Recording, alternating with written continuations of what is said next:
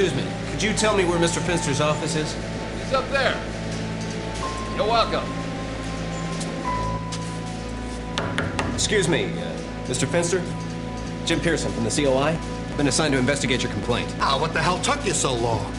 I guess all my calls to Mayor Lausch finally got you guys off your cans.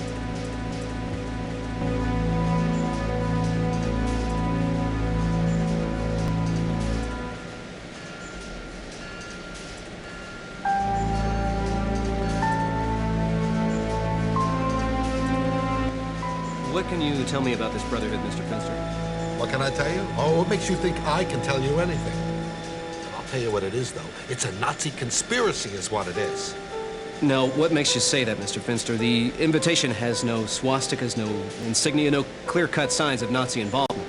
Now, you mark my words, young man. This is a Nazi conspiracy, or my name isn't Henry W. Finster. I'm gonna need some hard facts before I'm able to make that stick with my superior, sir. Where do they find you guys? What, do they just pull you out of a pumpkin patch? It's right before your eyes. Those screwy symbols. You recognize the symbols on that invitation? I've seen them all over Germany. When were you in Germany, Mr. Finster? Now, don't you give me that look. Mr. Finster, I... There is nothing wrong with Germany. My grandparents were born in Deutschland. We still have family there. The German people are upstanding, hard-working, God-fearing folk. And the American worker can learn a thing or two from them. The only thing wrong with Germany is that Austrian peasant and his gang of street thugs. My apologies, Mr. Finster. I am only trying to establish the facts in the case. Okay. It's been 15, 20 years now since I've been there. But I will never forget those symbols. Do you have any idea what those symbols mean? Of course not. I would never have anything to do with that sort of thing.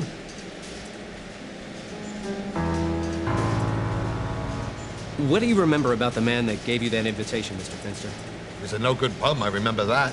Do you remember his name? Hey, guy employed a Nazi sympathizer right here in my own factory. He was an employee of yours? Of course not. I don't hire Nazis. I'm sorry. I'm a little confused. Who's the Nazi? Why did they send a boy to do a man's job? What are they trying to do, drive me crazy? Wait just a minute, Mr. Finster. That's not called for. My foreman, George Hansen. I used to think he was a good man. Well, drinks a little bit too much, but he's a hard worker. Well, anyway, how am I supposed to know he traffics with Nazis? Well, he brings this riffraff right through my doors, into my factory, right into my office. He could have killed me. He was standing as close to me as you are right now. Well, naturally, I fired him on the spot. Riffraff.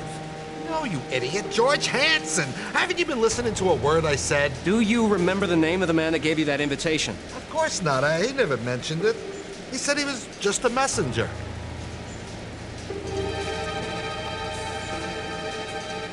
Can you describe this messenger for me? I already described him to that detective. Look, I even picked his photograph out of one of their books. Oh, but he didn't care. All he was interested in was that vagrant killer. Well, if you ask me, he's doing this city a big favor. I wouldn't know anything about that, sir. Can you describe him again for me, please? For my benefit. You know, if you guys had done your work in the first place, you'd already know this. Yeah, he looked like a killer. Real mean, squinty eyes, red hair, and the bushiest red beard you'd ever want to see. Hey, there's no mistaking this guy.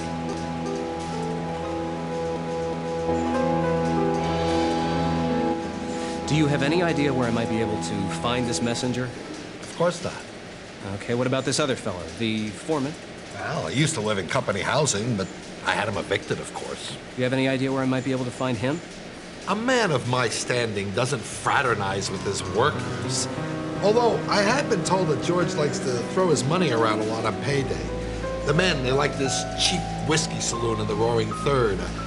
McGilly's, McGarrity's, some kind of Mick name. McGinty's, that's the name of it, McGinty's.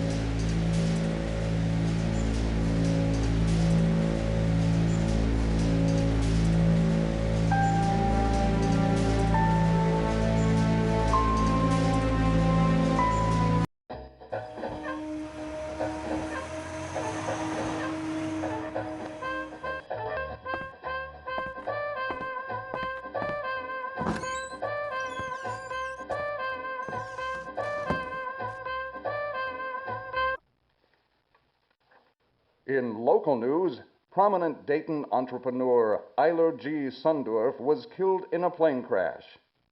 Meanwhile, here in our own beloved city, an estimated crowd of 6,000 gathered for the Freedom Day rally at Public Hall. The cheering crowd of freedom-conscious Clevelanders condemned Nazi hostage slayings and called for an... Excuse me, I'm looking for a man named George Hansen. He used to be... I never heard of him. Listen, buddy, I'm not trying to cause any trouble for you. I just need a little help trying to find a friend of mine. Yeah, friend, huh? Look, I got nothing to do with no lousy feds. Now, why don't you do me a favor and scram, huh? And while you're at it, take that friend over there with you. Scaring away all my business. And unconfirmed reports from Indians management indicate that they are about to sign a 24-year-old Indian shortstop, Smiling Lou Boudreau, to a 2-year contract to manage our hometown boys. If such a deal goes through, this would make Boudreau the youngest man to ever manage a big league club. We now return you to the magical melodies of Mel Fritz.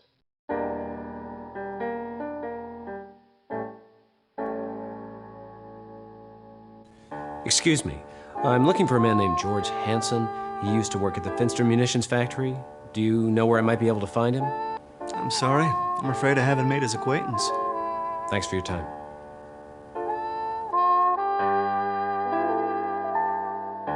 What's your name?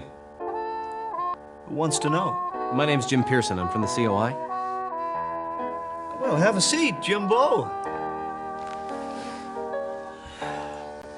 The name's Winslow. Dick Winslow. Nice to meet you, Mr. Winslow. What brings you here? Oh, no need to be so formal. You can call me Dick. I'm just here for a drink. Really? This just doesn't seem like your type of place. Oh, and why not? Why can't a working Joe like me go out for a drink? Can't he try someplace new? Well, you just seem a little overdressed, is all. Guilty as charged, sport. Not a bad bit of deduction, that. Oh, well, I might as well confess. You're right. I'm with the FBI. Really?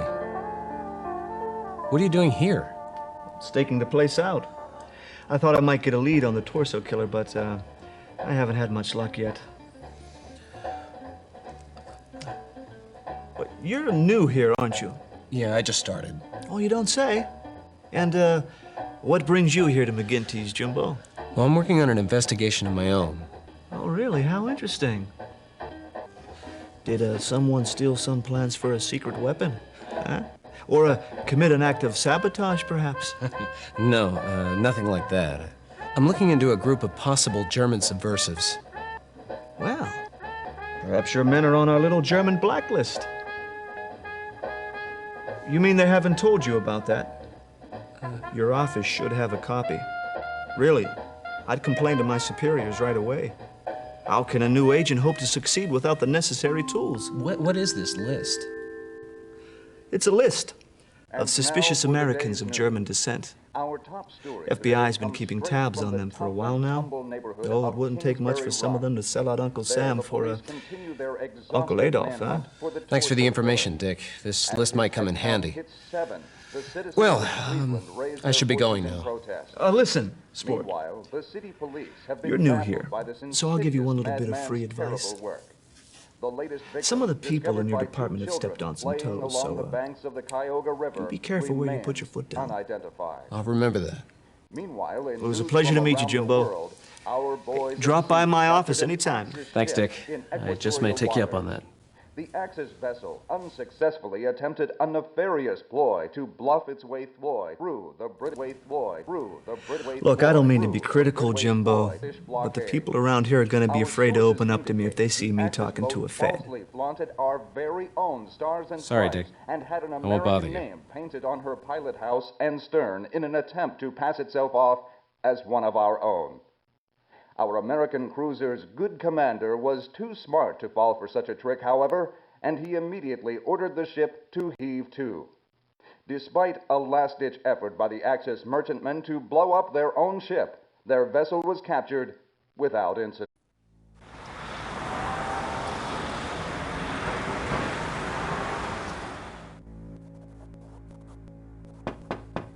Yes? Sorry to bother you, sir. Not at all, Mr. Pearson. Come right in.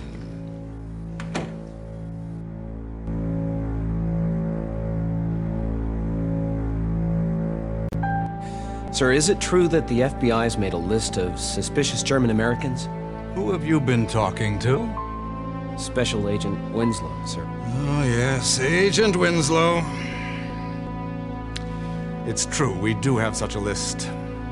When France fell to the Germans, a lot of people felt that it must be due to the work of a fifth column of spies and traitors.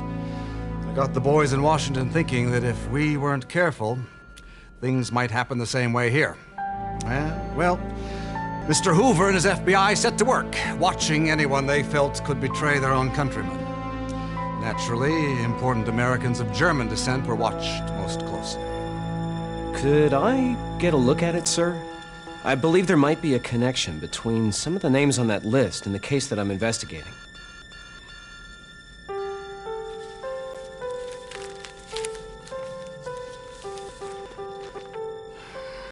Just remember, son, it's possible that any of these men on that list are hard-working Americans, no different than you or I.